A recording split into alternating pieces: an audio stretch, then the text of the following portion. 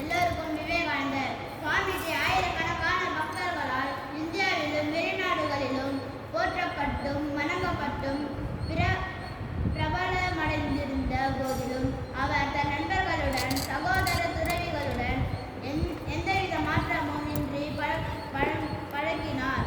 அவர் எப்போதும் அதே நரேனாகவே அவர்களுக்கு விளங்கினார். லாகூரில் இருந்தபோது சுவாமிஜி தற்செயலாக தன் பள்ளி தோழன் மோதிலால் போஸை சந்தித்தார். மோதிலால் தி கிரேட் இந்தியன் சர்க்கஸ் என்ற நிறுவனத்தின் உரிமையாளர். அவர் தன் குழுக்களுடன் சர்க்கஸ் ஒன்று நடத்த அங்கு தங்கியிருந்தார். தனது நண்பனை நீண்ட நாள் கழித்து பார்த்தபோது